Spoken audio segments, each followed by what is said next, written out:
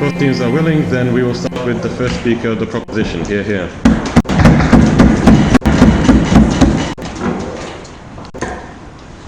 Thank you, Ondruska.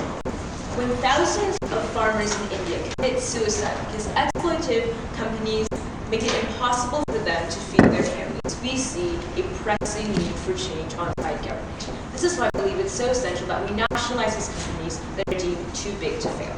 So what will we be proving for you today on-site government? We'll prove that this, 1, helps the free market, which in turn, 2, helps the individual consumer, which in turn, 3, benefits general society, which we believe that all Western liberal democracies have the responsibility to do. We believe that it is okay if these companies become slightly less prominent in their market, but this is better for society in the long run. We challenge the opposition to prove why this is not true. Let's get into some modeling. We model this house as Western liberal democracies, and by nationalize we mean put these companies into the public sphere. This will be done on a case-by-case basis, but it'll probably function something like the electricity system that we have in place in many countries. By too big to fail, we just mean companies that have near monopoly on their respective market shares. This will be decided by economists who are employed by the government. Clarification. In the model, by putting companies into the public sphere, are you talking about having them now being owned by government? Yes, it will now be owned by controlled by the government, who will allow officials to be put in positions of power within that, what used to be that company. Okay, so today I will be proving for you the following things. 1, the grounds for state intervention, and 2, the importance of nationalization. My partner Sophie will talk to you about how this increases accountability. Okay, so to get right into my first constructive, grounds for state intervention. So first of all, we see the responsibility of the state. The responsibility here is that it grants all citizens rights unless people are being endangered. Rights can be infringed on when exercising them actually causes more harm than good overall. We limit freedoms when there's a pressing need to protect members of society that are being harmed by people exercising those freedoms. We elect officials to represent and protect us for this reason. So now we want to get into the idea of responsibilities of businesses. So they're to provide goods and services that serve the needs of the public, and they're supposed to price items according to the quality and demand. They source materials without breaking labor laws, and they preserve the environment. All good things, all ethical things. We see that in cases when companies are too big to fail, neither consumers nor employees are being protected. And we see that they've had to do a lot of unethical things, in many cases, to get to the stage where they become too big to fail. So what happens when companies actually become too big to fail? We see that they have too much market share in the case of Monsanto, for example, who controls basically the entire GMO industry in America, right? So they utilize their power and influence, economies of scale, to push smaller businesses out of their respective market sectors. This is because they're able to dictate prices and availability, so competitors cannot keep up. They're trying to maximize profit at all costs, and this actually harms society because they're not taking into account what's good for the general population, only for them. Okay, so we see that in this case. This means that we're not living in a free market any longer. We're living in a market controlled by these near monopolies. We see this is incredibly detrimental.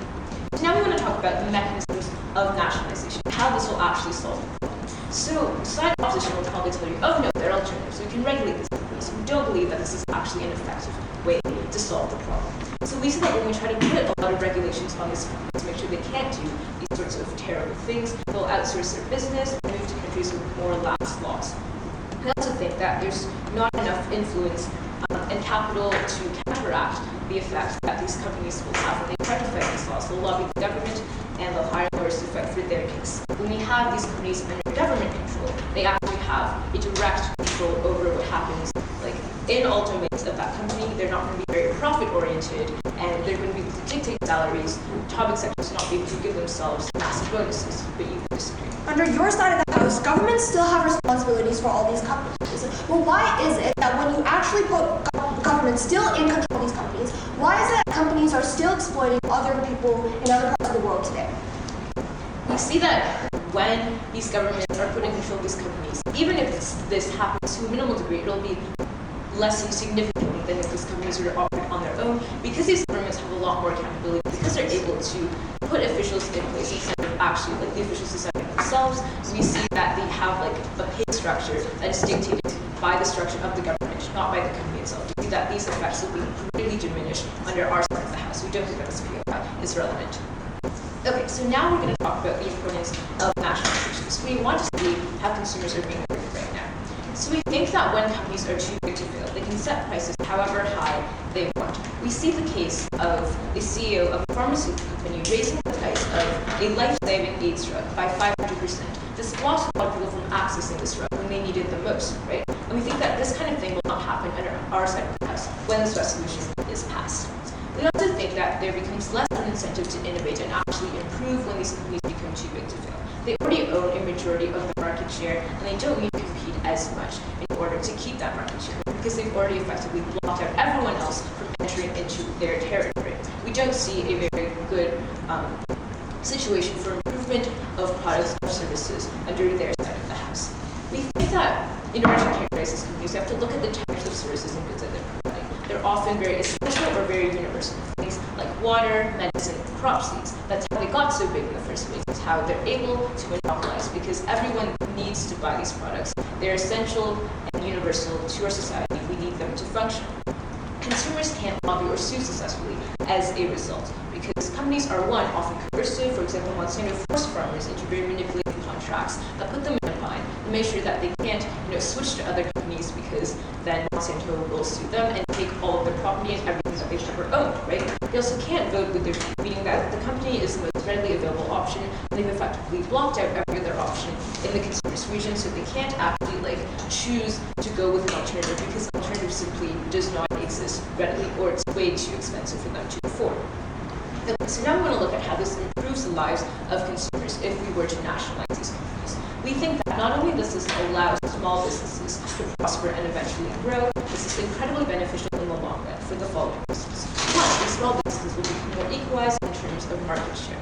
We see that when we have one massive company dominating the market share, smaller businesses aren't able to make enough profit to actually generate new ideas and improve their services. When we take away this massive monopoly, it allows smaller businesses room to try to figure out ways to get more market share and thus develop better products that suit the needs of consumers better than before. We also think that a very distinct comparative exists between our side of the house and their side of the house. Under their side of the house, the companies won't fairly price products because they know that they can get away with it, that consumers will be forced to buy and spend as much money as they want the consumers to spend. If we were to nationalize these companies, prices would be fair because they would be dictated by the institution of the government and not companies that are trying to make as much profit as possible. They'll also have better products because under their side of the house, there's no real incentive for them to improve, but under our side of the house, we not only allow smaller companies to do so, the government also recognizes that there's a need to take care of people and that they will have that more altruistic mindset. Okay, we also think that there just exists more checks and balances under our side of the house because we're not having really greedy executives giving themselves bonuses and lowering people's wages to an almost unsustainable amount. We don't have people who are exploiting other countries. We have a government that knows that it's accountable to its people and that it's been entrusted with the responsibility of protecting them. Because we proved to you that there is grounds for state intervention in this incredibly detrimental scenario that we have under the status quo, and that nationalization solves the problem better than any of the alternatives such as regulation, we are incredibly proud to propose and urge you to vote in our favor. Thank you.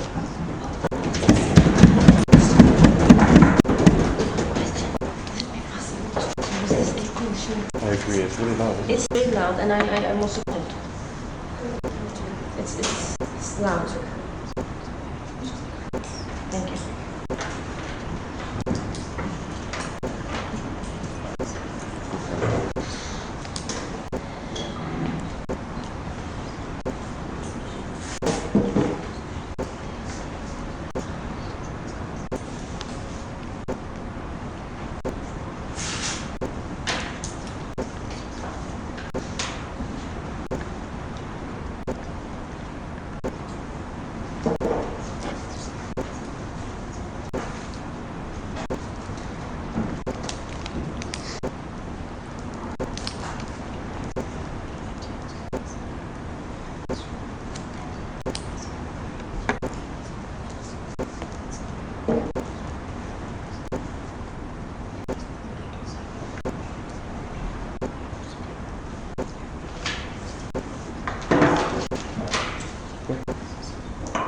Great, thank you for this speech. We now call on the first speaker of the opposition to present their case. Hear, hear.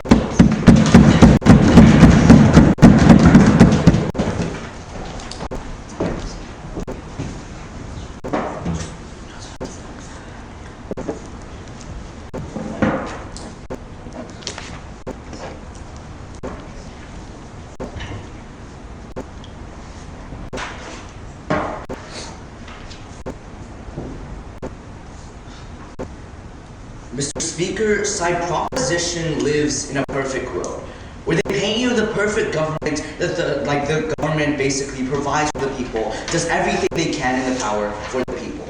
We think that the reality is this isn't what's happening.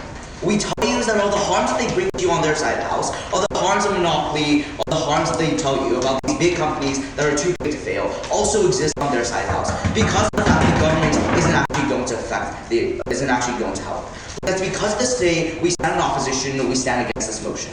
A few things I'm going to be doing for you as the first argument speaker. Firstly, I'm going to be going through some rebuttal. Secondly, I'm going to go through my constructive case about number one, the right of the company to actually not be nationalized. But secondly, also the harms to the economy as a whole, harms to the company and the economy again.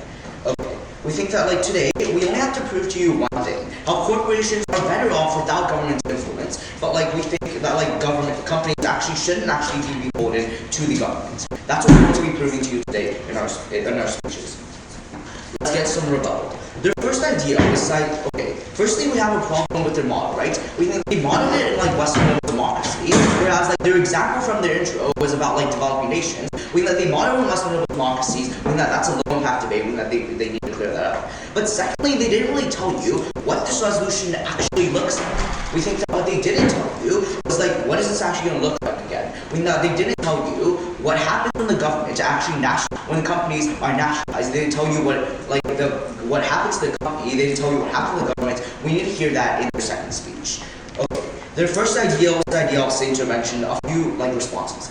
Firstly, we tell you that the solution isn't to nationalize companies. The solution is to create better laws in these nations to help the people, to help the people who are being affected, right? But secondly, we will tell you that monopolies again exist on their side of the house. We need to realize the government wants money, right? That's true. We think that we need to realize that, and we think that what's going to happen is that the government's going to take the profits of these companies that are too big to fail, so that the government can now get more profits, right? We think that they're not going to stop the monopolies as they tell you on their side of this. But thirdly, what we tell you is that they're going to be violating the rights of a company. They're going to be violating the rights of a company. I'm going to explain on that, why that's essentially harmful in my first point. Secondly, they provide to you this idea of influence, right?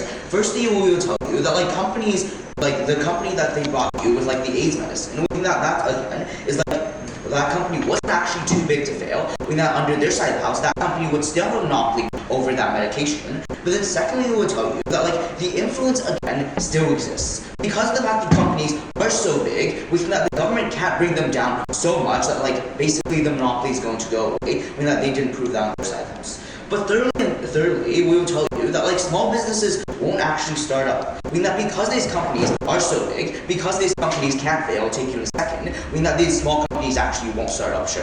Well, it's going to prevent these pharmaceutical companies from drastically raising the prices. Okay, we think that firstly what we will tell you is that there's going to be competition from other companies, right? I mean that's why monopolies do fall. Other companies start having cheaper prices. That's how they compete with each other. But then secondly what we tell you is that under your side of the house, the government's not going to end this monopoly, right? We would tell you that because the government also cares about profits, just like the company, we think that they're basically not going to end this monopoly. But fourthly and finally, to respond to their second point, we will tell you that they didn't actually prove to you why exactly the free market is going to be beneficial. They talk on their burden. We need to hear that later on. Okay, without further ado, let's my first contention about right of the company. Under this, I'm going to be talking about why the government and the corporation should actually be separated. Before I go into that, let's actually look at the purpose of a company. When the company is profit incentivized, when that is started up to make money for the founder, for the CEO of the company. When the founder created the company, and we need to realize the company is there, for self-interest, right? We need to realize that. But so exactly why does a company differ from a government? Why should they be kept separated? I mean that firstly, companies aren't elected democratically like a government. We think that they don't cater towards the people. They cater for themselves. They cater for the profit, right? But even if they do, I mean that they do something for the people, right? They firstly they provide jobs for people. Secondly, they provide goods for the people. And thirdly, finally, we think that they actually help stimulate the economy of the society of the region they're in. We think that the company serves the people, but they serve the people for money, right? They serve the people for profit, whereas like the government serves the people because of the social contract. I think that we need to make that distinction here. When they meet public demand, that like the company meets public demand whenever the public wants it, right? We think that the demand may or may not be good. We tell the government meets the public demand only when it's beneficial towards the public. We don't think that these should be like the same actor. So why do companies actually want to be nationalized? We are firstly that like number one, establish these companies are like way too big to fail, right? We think that they know that they themselves have a lot of power, they know that they can make a lot of profit, and because of that, they want to go out and make trade investments and make deals with other companies, make deals with like other people. We think that like they make these deals in order to gain more like money, right? But secondly, we will tell you that they don't want more on their plate. We mean that they don't want their role as a company to be shifted. You know, they don't want like basically currently like their role is to make profit for the founder. I mean that their role is going to be shifted when they're actually working towards the government. We don't think that the company actually wants that. But thirdly and finally, I mean that they have their rights infringed on when you actually force this nationalization on them. Why is this harmful? We would tell you that when the company's rights is infringed on, we think that like basically the company isn't going to produce as much. We think that there's going to be less innovation. We don't believe that's beneficial towards society. Secondly, let's look at this idea of like harms the economy as a whole. No, thank you. We need to focus, like in this point, we're focusing on the companies like kind of want to be nationalized with this resolution, and why exactly this is practically harmful towards these people. Firstly, let's look at this idea of restrictions. We're going to concede to the fact that the government is going to make the companies more powerful. We think that like basically the governments are still going to be placing restrictions on the companies, right? Why is this? Now the government has its own like ideals, the government has its own interests, when that they put their own interests first and then the companies. When basically it is in partnership, basically what's going to happen is that these governments are going to like take over the companies and put their own interests first. But why is there actually more development for these corporations on our side of the house? We would tell you that like, there is less restrictions. Why is this, right? We think that because the fact they're already big, they're willing to make deals, they're willing to make trade investments that may or may not be risky. Because they're already too big to fail, they're willing to do things that might harm them. But why is this actually beneficial? First, we will tell you that this, like, again, helps the corporation as a whole. It helps them get profit. It fulfills their role as a corporation in society. It fulfills their role for, like, basically stimulating the economy. But secondly, like, yeah, it helps the economy. Number one, it provides more jobs to people when it actually can grow. Secondly, we will tell you that private companies are growing every single day without the government. We think that we actually provide more goods on our side of the house. Because there's less restrictions, because there's freedom for the company, we tell you that's beneficial towards the company. Mr. Speaker, we would recognize that money is important, right? Money is like what basically funds society as a whole. It influences government's decisions, it influences the company's decisions. Why is it harmful when they actually like come together? We told you that doesn't help the economy, it doesn't help the people, it doesn't help the corporation, nor the government. That's why today we're in opposition. Thank you.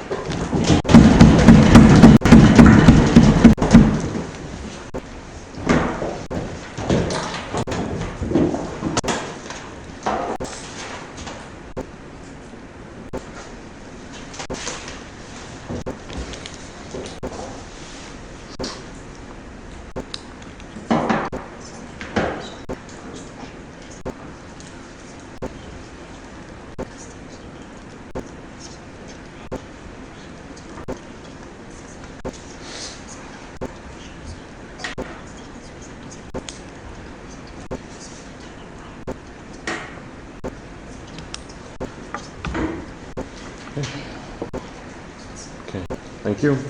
We now invite the second speaker of the proposition to continue their case.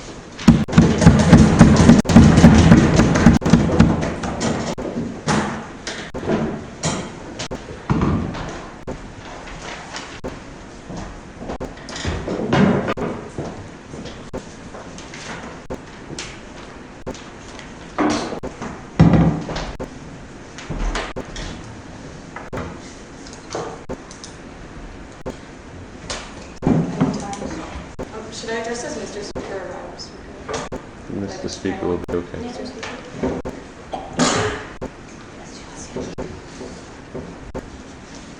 So let's follow suit here by only dealing with Jamin's intro for the first 30 seconds of my speech, since the only thing that he talked about for the first 2 minutes of his speech was the Dong's intro. We think that if the world that our bench lives on is a utopia, then the world that their side of the house lives on was a dystopia. That's a dystopia which countries are monopolizing. They hurt their consumers, they hurt the societies that businesses seek to benefit, and we think that that's a status quo that they need to defend right now.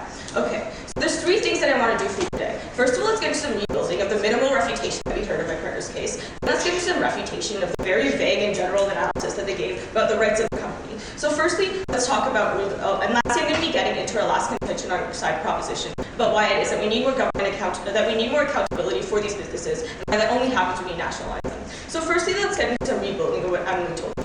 So she first talked to you about why we need the grounds for state intervention, and she established why it is that this situation specifically needs nationalization because it's the only mechanism that prohibits companies from lobbying in order to stop these governments from regulating them in the first place, right? So that's why we think that the refutation really ignores the large part of Emily's case, when they only say that the solution is to create better laws in order to stop these companies, right? We think that in cases such as in Kenya, when governors literally wanted to stop these pharmaceutical companies from raising prices for establishing laws, and these pharmaceutical companies therefore lobbied the government and prohibited them from doing them and threatened to outsource, that sort of refutation is minimal because it doesn't deal with the very real situations that we face today. These companies are too big to fail. They can hire better lawyers than the government. They can hire better ways in order to fight the government. And that means that the government can't impose beneficial regulations. They need to nationalize them. Okay, under your motto, we're not talking about places like Kenya. We're talking about places like America, like Canada, because of the president promise. Okay, firstly, on note of that, we think that sort of refutation is minimal based on the fact that a lot of these pharmaceutical companies, like the one that we're talking about right now, are based in places like America. So if you want to deal with and secondly, we think that if you want to refute stuff on more than just fully irrelevant model picking, you have to deal with the principle of the argument, which is that there are companies like this, there are cases that exist like this, in all instances where we allow companies to become too big to fail, when we allow them to exploit their consumers. So then we hear this idea about how the company wasn't too big to fail in the first place. So then when the government nationalizes them, they're going to continue to be too big to fail. But we think that insofar as they also say that these companies are going to continue to be big in the first place, and then while they're constructed talk about why it's practically harmful for these companies to keep on being for these companies to stop being big, they really need to clarify that on their side of the house because they're clearly knifing them at the point at which they say that these companies are going to increase in growth and they're also going to decrease in growth, right? And we think that the point of the influence still existing is that the influence that companies currently have that are too big to fail is that consumers literally cannot vote with their feet. They cannot go buy other products from other companies because there is no competition within the market. There is no reason for other companies to want to enter that market when they think that there is already such big competition that there isn't an incentive for them to go in there. And then on to our second point about why it is that we need to improve consumers' lives. The only thing that they really asked us was, why is the free market beneficial? We think that this is also very contradictory insofar as their entire constructed case rests on why the free market is beneficial. And we think that the reason why the free market is beneficial within this case, not in this time, thank you, is because when we have businesses that want to make profit, they want to do things in the interest of their consumers because their consumers can go to other businesses. They can make sure that these businesses fail at the point at which they don't represent their consumers' interests. So we think that the reason why we represent the free market on our side of the house better is because we represent people who actually want to have the option to opt into businesses that are too big to fail. When businesses that are too big to fail use very exploitative means of coercing consumers into buying their products simply because they have no other choice to do so. Now, onto some refutation of what we heard. So they told you about why the right of the company is not to be nationalized. We have a lot of responses to this. Firstly, we need to hear things specific to why the companies that are too big to fail to have the right not to be nationalized. Because insofar as their analysis rests on all companies not having the right to be nationalized, fine, we're not nationalizing every company here, right? But secondly, we think that we infringe rights when it benefits overall society. We think that we don't necessarily care about whether the CEO of Nestle is necessarily happy when we nationalize this company, when there are thousands of people that don't have clean drinking water because of the fact that the companies like Nestle can continue to buy lakes that locals need, that can continue to buy lakes and stop locals from being able to access clean drinking water, right? And then to their second point about why it's practically harmful, they talked about why because governments place restrictions, corporations won't be able to do risky things that benefit overall society. Two responses to this. Firstly, we think that the kinds of risks that they're willing to take here are going to be the kinds of risks that are meaningful to society, insofar as they only have profit incentives here, right? So that means that pharmaceutical companies don't have the incentives to invest a lot of capital in order to make sure that they create better AIDS medicine that doesn't have the same symptoms as they have in the status quo that are very detrimental to people who take these AIDS medicines too much. But what they do have the incentive to do is take risks, secondly, that are very beneficial to only themselves. So that means raising the prices of these products because it isn't risky for them to do so because they don't have any other competition, or using child labor, like in the case of Nestle, because they own more than 50% America's chocolate industry, and all the rest is split up between thousands of minor companies who can't possibly tell other consumers that they should buy exclusively from them. All right, now to our last point about why government accountability is necessarily better than corporations' accountability. So let's talk about state accountability here. States have to be representative to the people because the people are who vote them in within these Western liberal democracies. Right? They're elected, and this relies on the transparency of people believing in what they're doing, and this relies on people believing in the policies that they're passing. Whereas with companies that are too big to fail, we think that firstly they have the incentive to not always be completely transparent because they don't necessarily need people to know every single thing that they're doing, and they have the right to do that because under current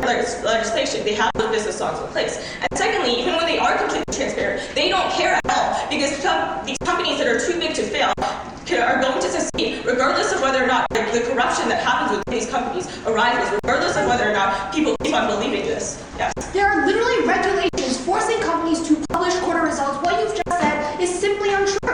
Okay, but does every consumer go into every quarter result of every single company that they buy into? We need you to prove why it is the government that corporations necessarily have more accountability and more transparency in terms of these kinds of things. Especially when we just discussed the fact that states have a bigger obligation to the people and not just themselves, whereas with corporations they have very perverse profit incentives. That means that they can do things like Nestle when it comes to using child labor to produce their own chocolate, knowing that even if people protest this child labor, they're going to continue buying from Nestle because that's the cheapest option, that's the most convenient option. We think that we have an obligation in that sense. And the reason why we're using Nestle here is because it's representative of a large portion of these companies who are too big to fail in the first place. Because we think that there's a very big difference between a company that is prosperous under a free market and a company that is too big to fail. You have to use very perverse mechanisms in order to become too big to fail in the first place. So that means things like using the cheapest labor. That means things like suing farmers who are right next to your GMO crops, like in the case of Monsanto. That means things that necessarily harm other people in the first place. Make sure that you crowd out the market so that you don't have that sort of other people that are being benefited because they're only acting in the interest of yourself. Whereas with the state, because the state has an obligation to all people in terms of getting votes and getting elected, that means that they'll have a greater incentive to make sure the companies that are nationalized aren't going to hurt everybody within the market. They are going to try to crowd out other people because these states, even in the best case scenario on their side of the house, where John tries to run this analysis that they're just going to take money for themselves, at least that money is being used towards tax dollars which is going to benefit overall society, even though secondly we don't think that that's a very likely thing to happen in the first place, simply on the basis that these governments don't exist for those profit incentives in the first place. And as Emily Dong already pointed out to you in the model, the wages are going to be decided based on the government themselves. We think that overall, on our side of the house, you have a better world because that's a world in which they're able to regulate the free market in a way that is beneficial for all people in society, not just the 1%. We're incredibly proud to propose.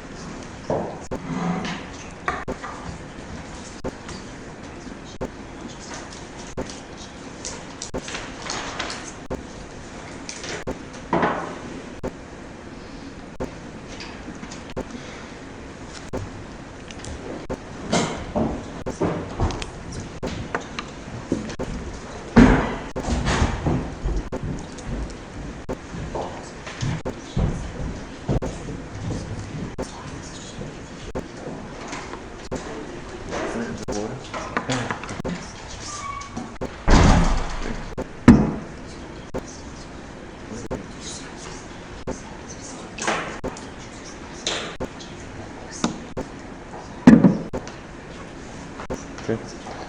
Thank you for the speech. The opposition may now take the floor to continue their case.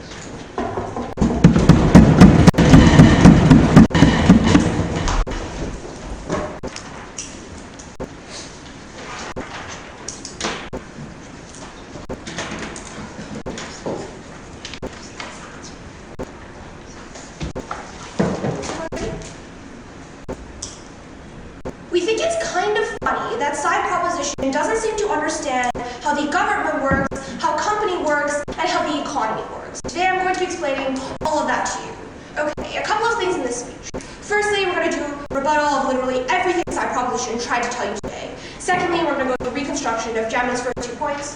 Thirdly and finally, we're going to introduce the third and final point on side opposition, which is how the government ends up catering to the corporations and why this is harmful to society as a whole. Okay, let's get into a bit of rebuttal. So essentially, first, let's clear up our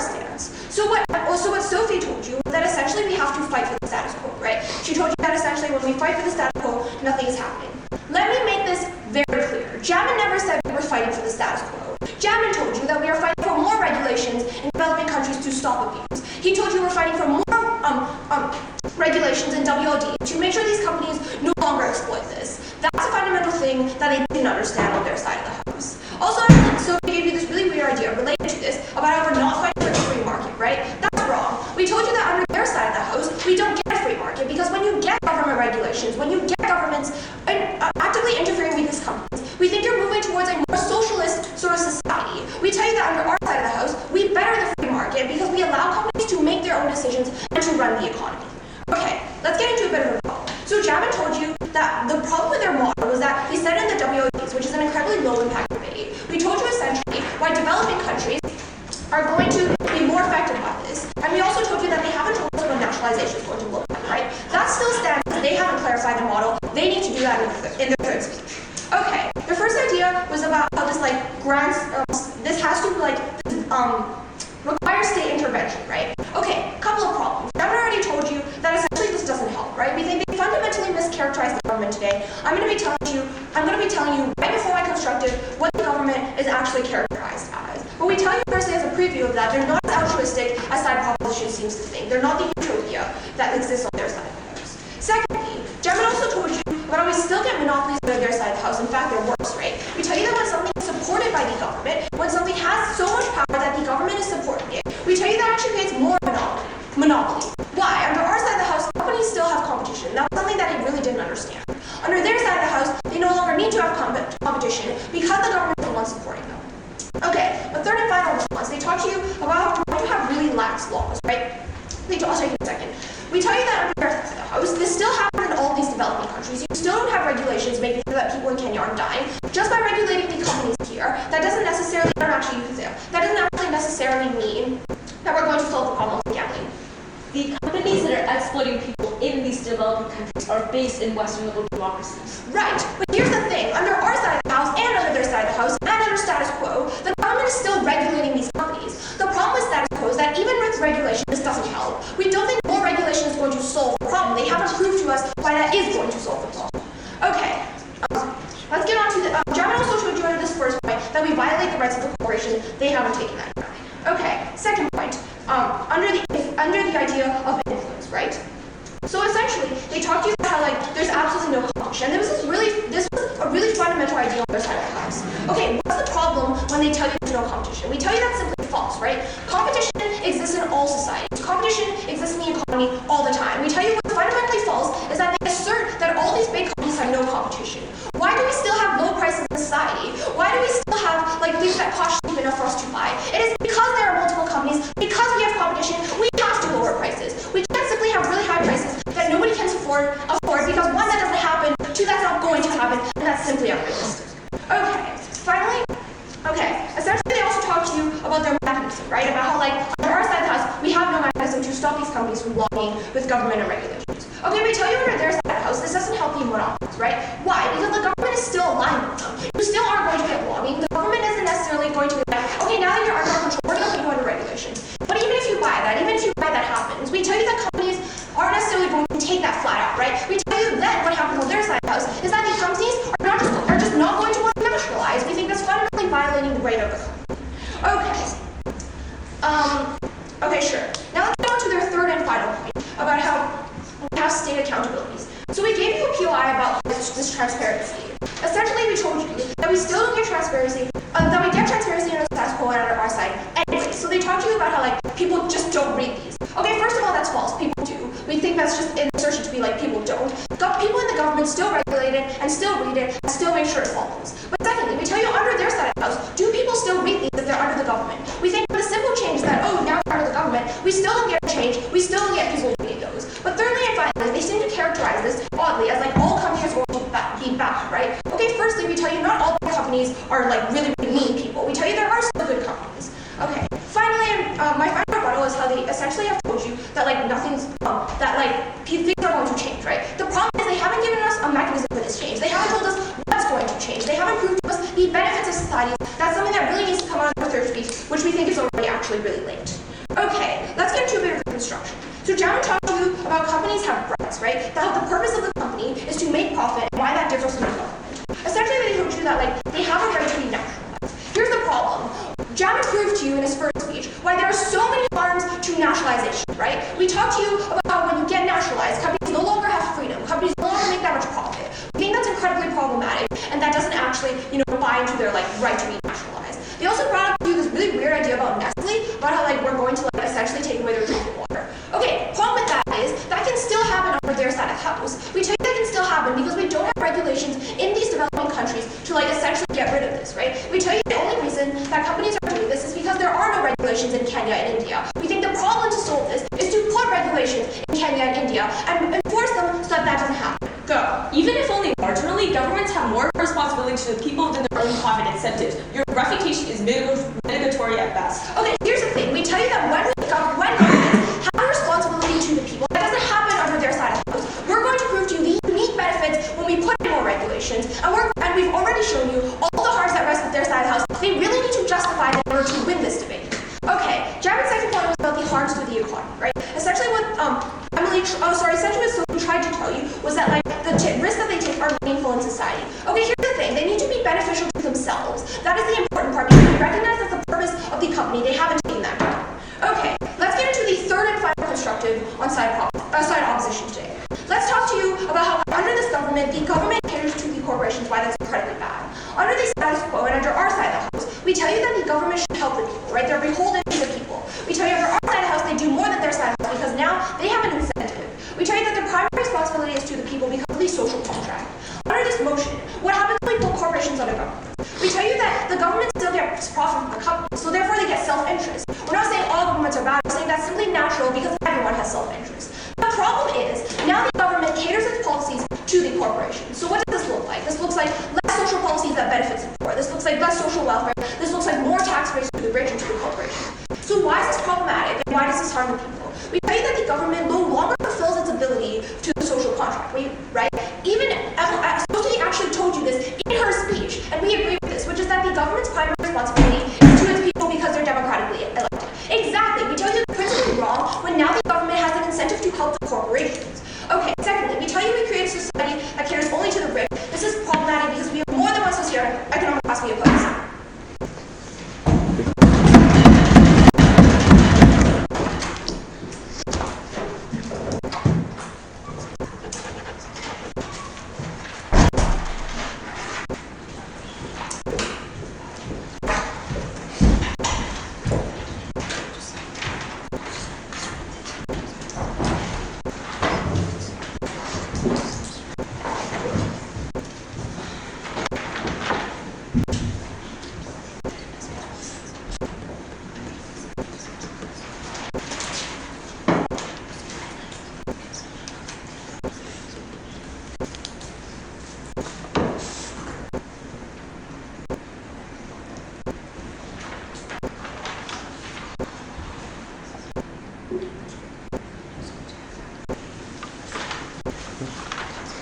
Great. Thank you for the speech. The proposition may now take the floor to conclude the constructive debate.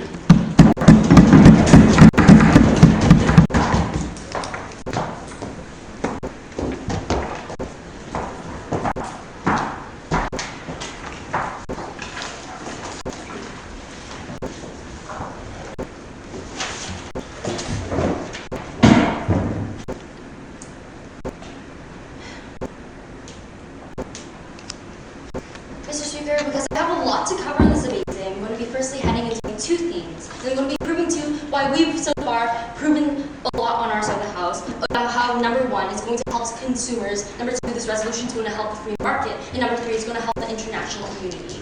And then my partner Sophie is going to talk about why we won on our side of the house today. Okay, so I'm going to be going on into my two themes right now. Firstly, what is better for the companies? And secondly, what is better for general society? Let's first talk about what's better for general society.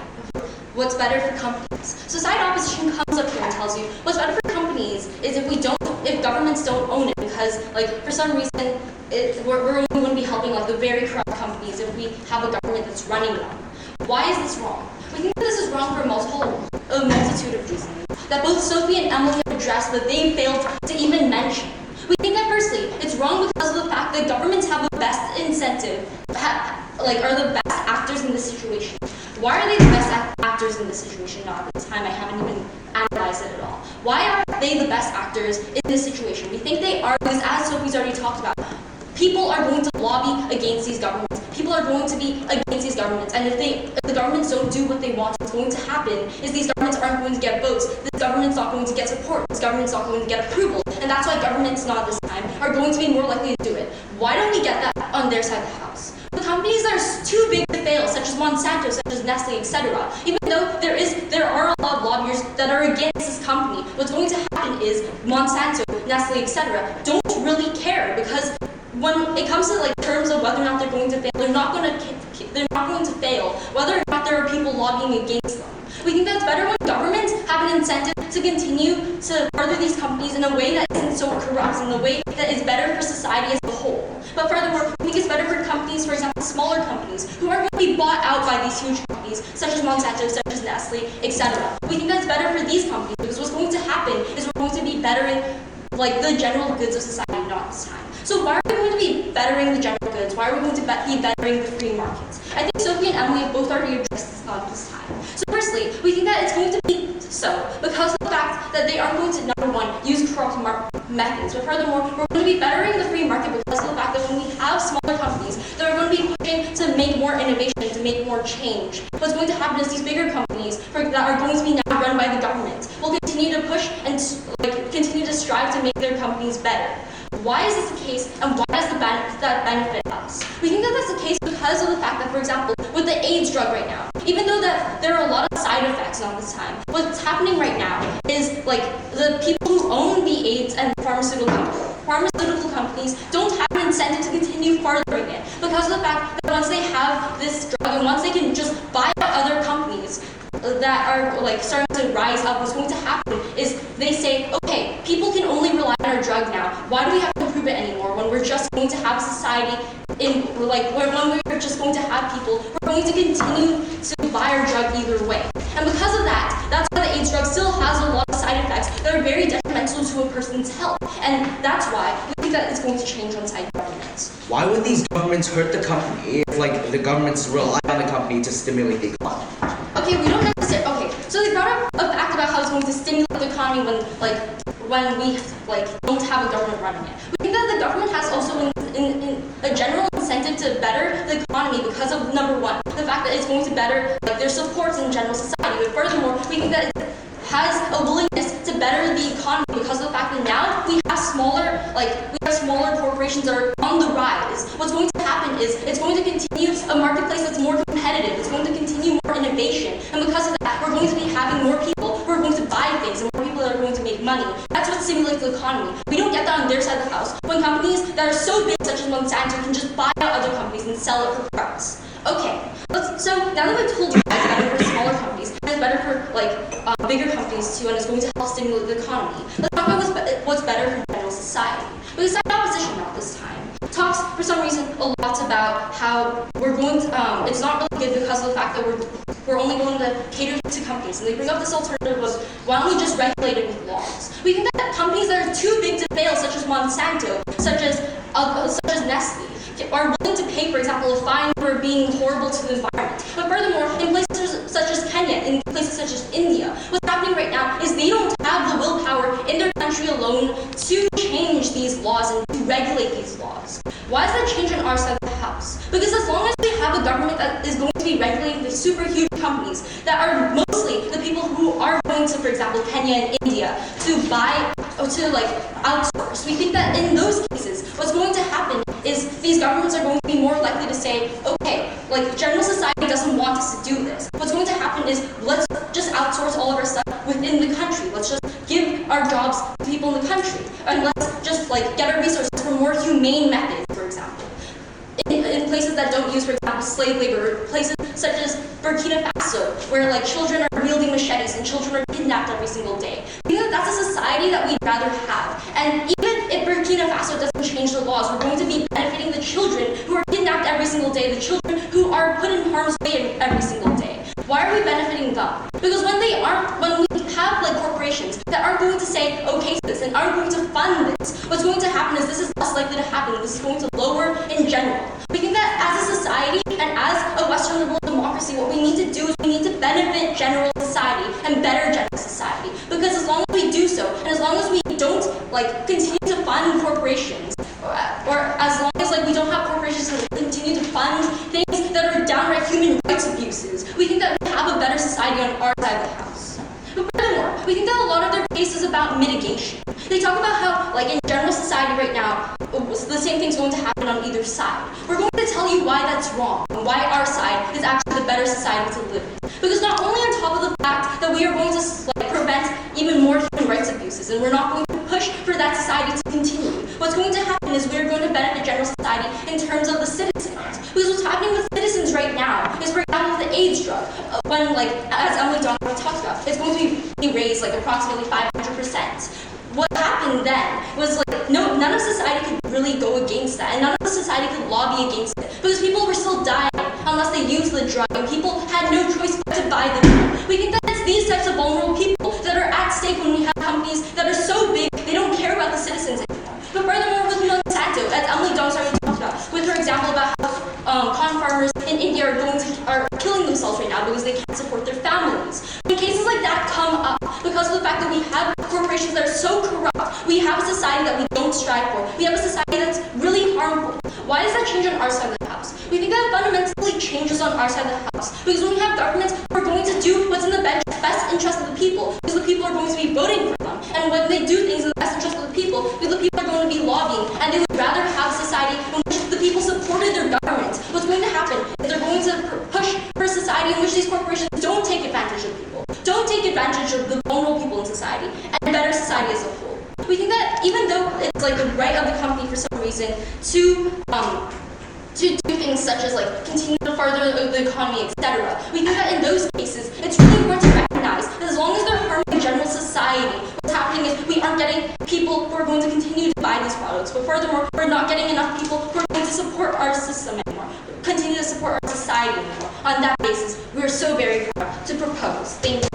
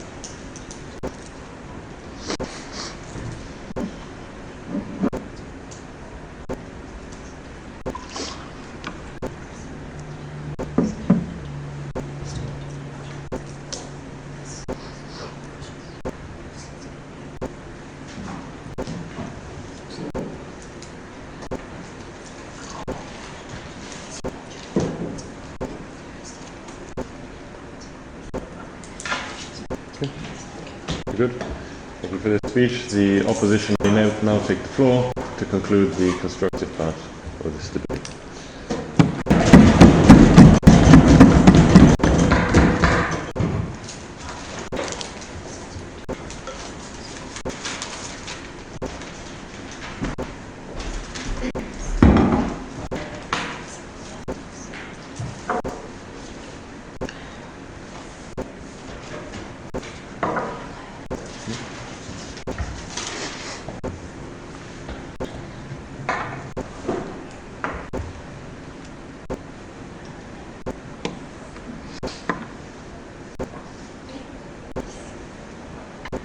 The only response that we got to the idea that companies need to have rights that should be respected was simply the idea that, okay, we're fine with infringing on some of these rights if we protect the people. We heard no analysis to support this. This was simply an assertion. It's because we're still winning on that idea and many other ideas that we think will be taking today's debate. In case you're not convinced, I have 3 things for you. Firstly, we're going to be addressing the idea of society and consumers. Secondly, I'm going to be talking to you specifically about the companies. And finally, I'm going to be addressing governments and whether or not they're best active. Let's look at this first idea of society. So what did they tell you? They told you that when companies are essentially nationalized, they aren't going to exploit the people as much, right?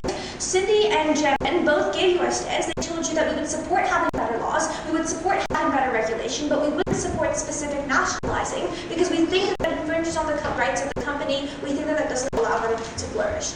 The only real response that we got to this was briefly mentioned in the first speaker, where they told you that it wasn't really effective or that it wasn't really dealing with the issue. We have 2 responses to this. Firstly, we think we can still regulate the companies without infringing on their rights.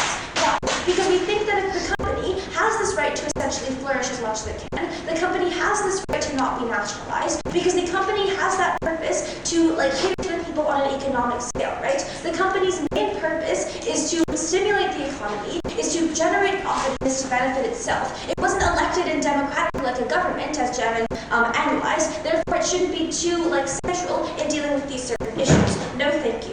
But secondly, and I've already kind of mentioned this, when you infringe on these rights, the corporations can flourish as much as they possibly can.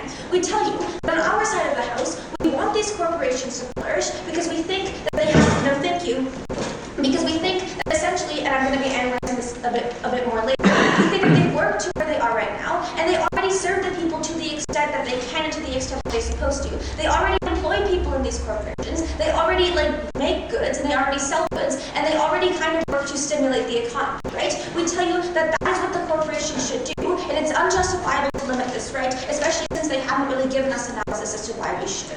Okay, the next thing they told you was this idea about how it's beneficial when prices are going to be more dictated by the government. Jen told you this idea about competition and about how prices go down. They tell you, okay, well there's no competition within a monopoly, no one even wants to enter that market. 2 responses. Firstly, monopolies are still going to happen on their side of the house. You're still going to have companies with monopolies, and you're still going to have smaller businesses that don't even want to think about entering that market because they know that that larger company is going to completely wipe them off the map. But secondly, why are monopolies even more harmful on their side of the house? We tell you it's more harmful because essentially they're government regulated. When the government becomes specifically involved in these monopolies, they aren't going to necessarily care about how it's impacting small business owners. They're not going to care about how it impacts the people because they're now one with that corporation. They're now thinking, hey, I want to make a lot of profit. Let's do this in the most effective way. They essentially fund the monopoly. They fuel the fire behind that monopoly. And so their focus isn't going to be as much on the people. It's going to be more, how can we get the most amount of money, right? We tell you when there's even more of a driving force behind maintaining that monopoly, it ends up being harmful because those small business owners aren't able to enter that market.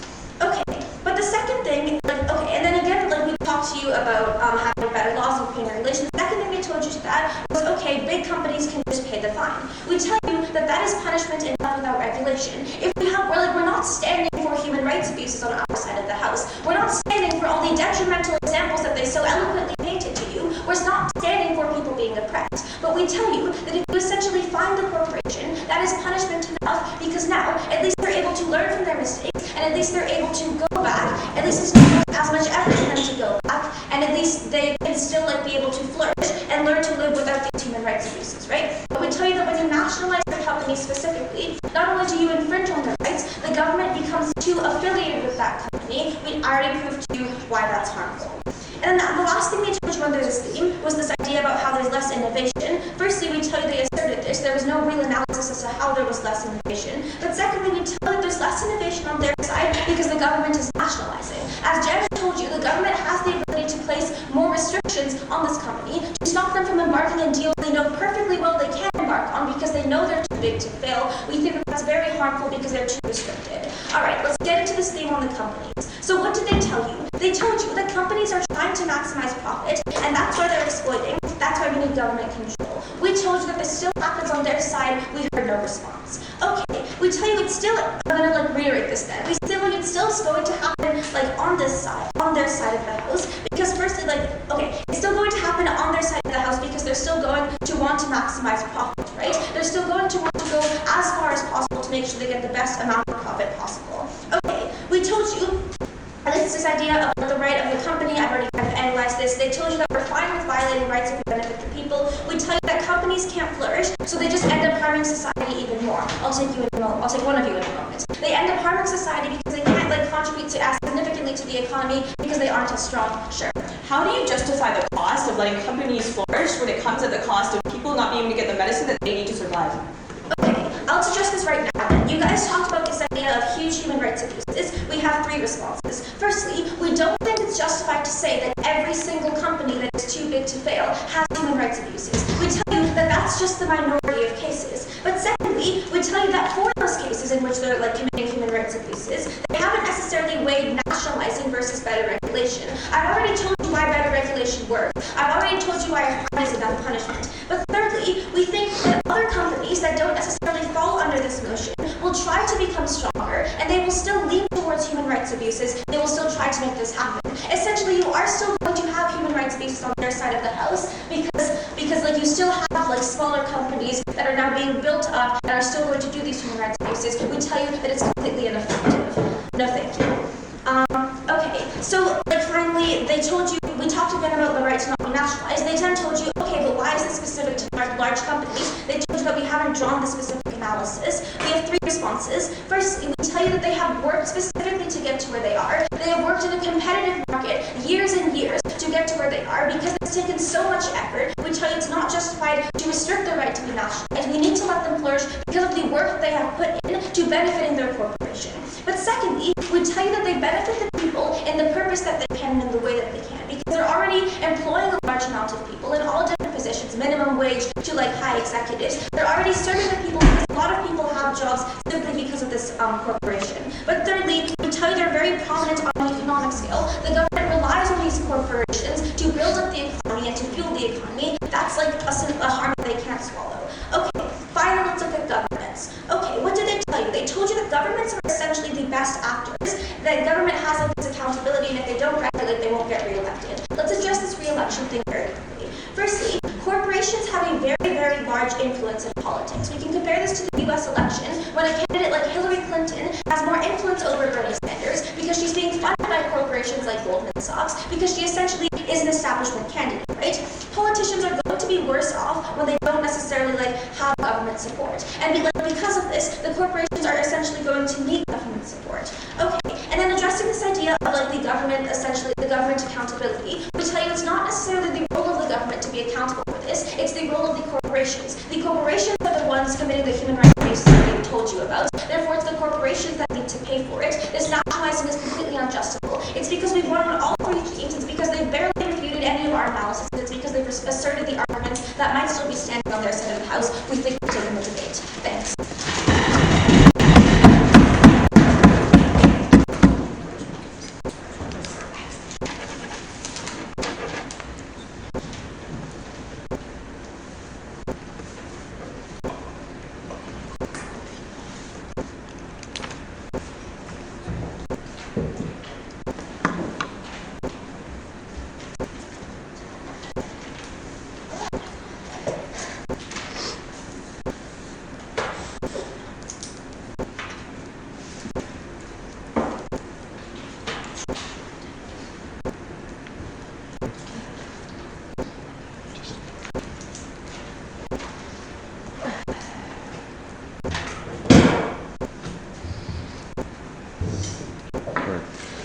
Now move on to the reply speeches. The opposition may now take the floor again.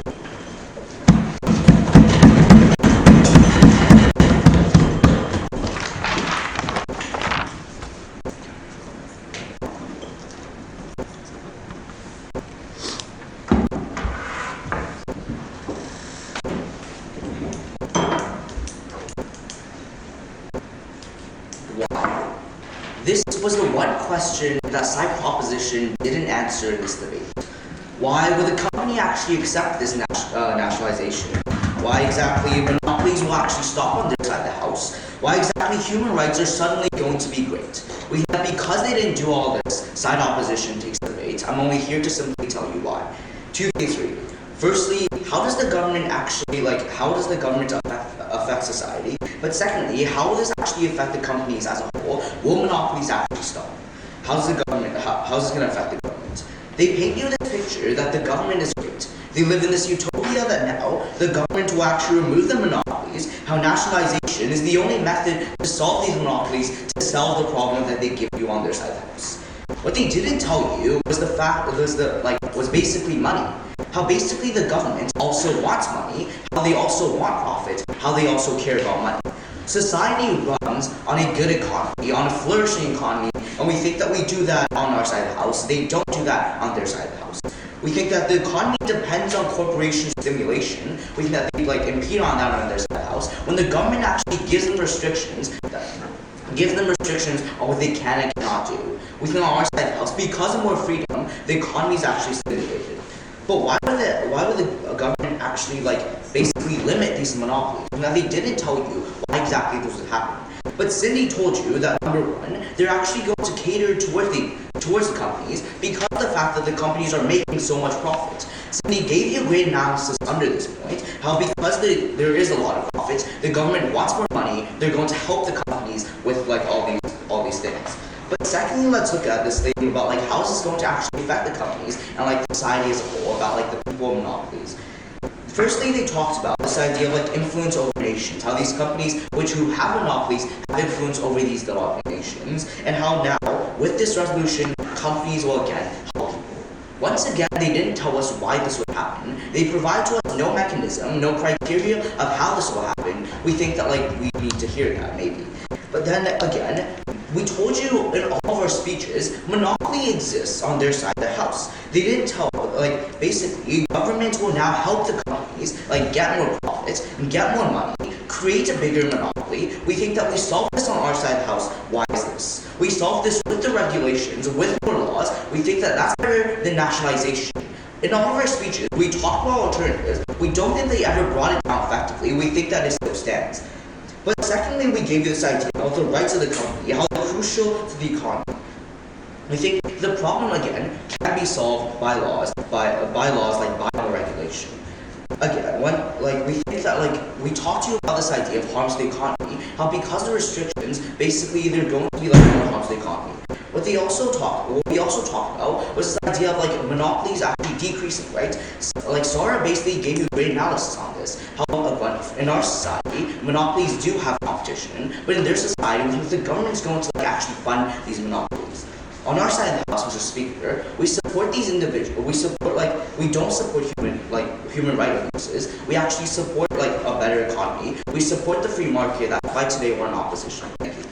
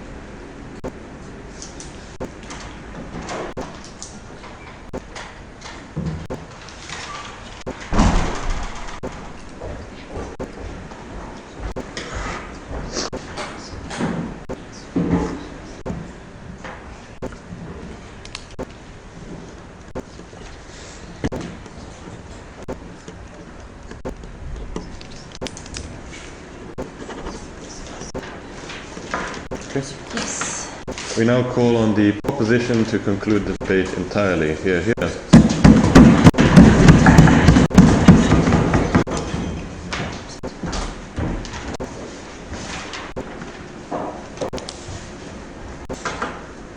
Wait, whose water is this? Loki, can I have Can I get you more water if you want? Oh, no. Can't we get more water? It's fine. Thank you so much. Two themes that this debate has ultimately boiled down to. Firstly, the role of government in business, and secondly, the economy. Firstly, let's talk about the role of government and its relation to business.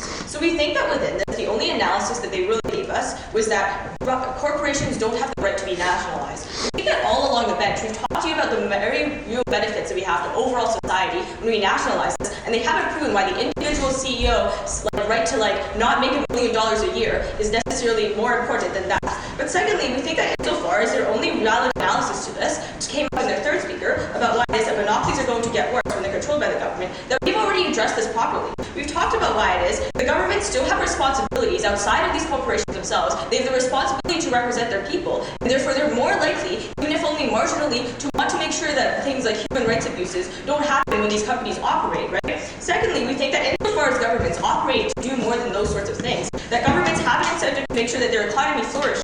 So that means that they're going to want other smaller businesses to want to crowd out. Their only incentive isn't simply to crowd out other smaller companies, which is what happens on their side of the house. So we've addressed that very properly. But thirdly, we think under this point that insofar as they haven't addressed any of our examples of the types of companies that exist under the status quo, we think that they don't quite understand this round as a whole, right? Because all they really tell you is that we need to regulate these companies. Madam and Mr. Honorable Panel, ladies and gentlemen, we already tried to regulate these companies under the status quo. But we've told you again and again why this regulation simply doesn't work, because even when you lobby against these companies, at the point at which the government itself doesn't even have any control over what these companies can do, the companies can do whatever they want. We think that it's better off on our side of the house when we have people who can lobby against the government because the government has an incentive to be transparent and to be overall better for society. Because people can lobby against the government, they can vote in someone else, whereas with corporations, they simply won't have that power. So on to our second theme about the economy itself, right? So we've heard a really convoluted case from side opposition, where they tell us that either companies are going to become bigger and more corrupt, or that they're going to become smaller and hurt the economy. We're going to deal with both of these here. Firstly, let's talk about the idea that they isn't going to stimulate the economy when these companies are going to become smaller. We think that firstly, they haven't proven why it's justified to have that trade-off in the first place, insofar as even when these companies get big, it's not good for the people themselves. But secondly, we think that we've already addressed why it's overall better for the economy when we have an actor that isn't solely purposed and hinged on making sure that they can crowd out all the other competition within the market. We think that it's better off on our side of the house, as we've proven to you already, when we have smaller businesses that are able to flourish because the government has the incentive to open up that market, because they don't have the very perverse profit incentives, because they don't want to see like that to the people, right? And then secondly, on the case of these governments are going to, these companies are going to become bigger because they're going to be monopolized, because they now have are controlled by the government and they're within the public sphere. We think that at this point, their refutation is only mitigatory to all of the benefits that we brought up on side proposition. Because at the point at which we can prove to you even the most marginal difference between how governments are going to treat these companies and how corporations that currently exist under monopolistic industries are going to treat these companies, that we see a better world for the economy, in which the economy isn't solely hinged on maximizing the GDP or whatever. It's hinged on the fact that we maximize overall utility for everybody involved. Because we've proven to you that that all of their refutation simply only deals with very, very technical things, like whether or not these companies are going to become bigger and more corrupt. They haven't proven to us principally why it is that this is unjustified. And insofar as their only principled analysis is that you can't harm CEOs' rights because they're so important, that they don't quite understand the magnitude of the kinds of companies that they're talking about. These are companies like the examples that we brought to you today, like Monsanto and Nestle, who will literally take away the human rights of others in order to benefit the economy. So we think that even then, all of their analysis, even if it held true about these companies being able to help the economy, doesn't hold any prevalence when we step into the real world, where people are literally dying because of these companies, where people are suffering at the hands of these corporations that will never have any incentive to represent the people. If there's one thing that we want to remember at the end of the day, so proposition stands for a better world. That's why these companies don't exist. We're incredibly proud to propose.